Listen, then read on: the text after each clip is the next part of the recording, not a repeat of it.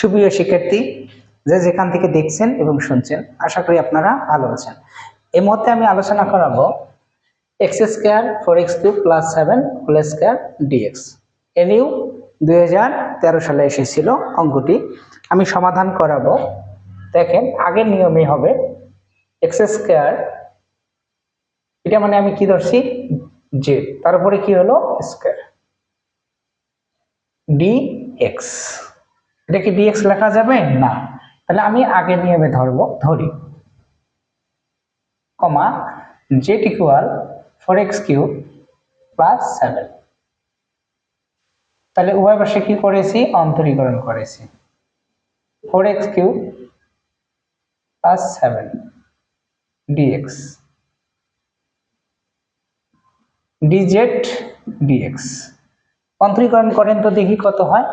অন্তরীকরণ করলে হবে 3 × 4 = 12, x² না মিললে কত? 0। তাহলে এটার নিচে মনে মনে কত আছে? 1 আছে। আর গুণ করেন দেখি।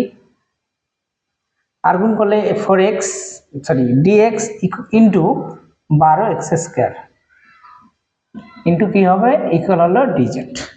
তাহলে বুঝাই দেই, যেহেতু নিচেরটাকে অন্তরীকরণ করে উপরেরটা হয় না, বিদায় আমি ধরেছি 4x³ + 7। তাহলে অন্তরীকরণ করেছি ডিজেড ডিএক্স। এখানে অন্তরীকরণ করেন 4x³ + 7। তাহলে এখানে ডিজেড ডিএক্স, এখানে অন্তরীকরণ করলে কত হয়? 3 × 4 = 12, আর না মিললে 0। আর গুণ করেছি ডিএক্স 12x², ঠিক আছে, আর ডিজেড এর ডিজেড। আমি যদি এখানে ডিএক্সটা রাখি, কেন রাখবো প্রশ্ন করেন, এখানে ডিএক্সটা রাখলাম। তাহলে আমি যদি ডিএক্সটা এখানে রাখি, তাহলে গুণ উপসে যা কি হবে? ভাগ 12x² ডিজেড। বুঝতে পারছি আমরা? 12x² DZ. তাহলে ডিএক্স এর মান কত পেয়েছি? 1/কত? 12x² DZ. বুঝতে পারছেন? তাহলে এই x² আর এই x² কি গেল? কাটা গেল।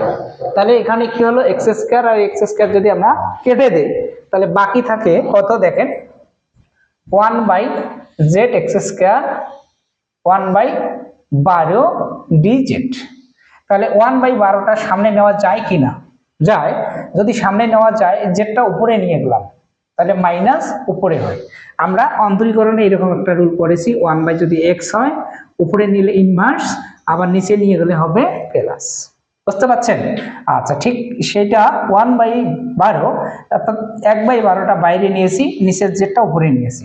এখন আমরা নিয়মে পড়েছি ডি এর উভয় পাশে যদি একই চলক থাকে, তাহলে আমরা সেটাকে কি করব? পরে পরে যোগ করব। পরে পরে কি করব? যোগ করব। পরে পরে যদি যোগ করি, পরটা আবার ভাগ আকারে বসাবো। পরে পরে যোগ করব, পরটা আবার ভাগ আকারে বসাবো। তাহলে 1/ কত? 12।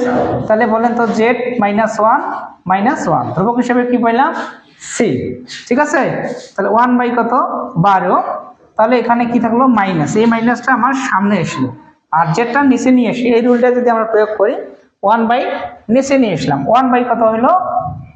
তাহলে জেড। আরেকবার বুঝেন, এই মাইনাসটা সামনে নিলাম, -1 এর নিচে নিয়ে আসলে প্লাস, ধ্রুবক হিসাবে কি হলো? সি। তাহলে -1/12 1/z। জেড মানে কি বলেন? 4x³ প্লাস কত? 7 ব্র্যাকেট।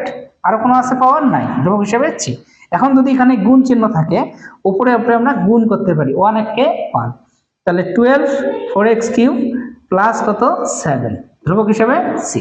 আমি বোঝাই দিচ্ছি, আবারও আপনারা দেখতে থাকেন।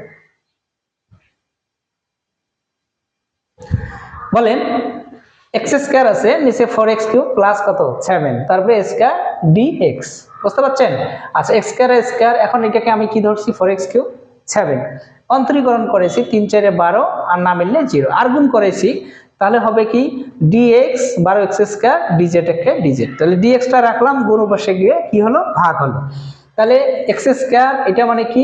z, তারপরে স্কয়ার, এটা মানে কি পেলাম? 1/12² 1/12², বাকি থাকলো কি? ডিজেড।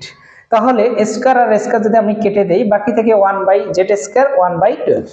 1/12টা বাইরে নিলাম, তাহলে বাকি থাকলো 1/z²। z² যদি আমরা উপরে নিয়ে যাই ইনভার্স, উপরেরটা নিচে নিয়ে আসলে প্লাস। তাহলে ডি এর উভয় পাশে একটা রুল ছিল, সেটি হলো 2 নম্বর রুল। ডি এর উভয় পাশে যদি একই চলক থাকে সেটা পাওয়ারে পরে যোগ করব এবং পাওয়ারটাকে ভাগাকারে বসাবো।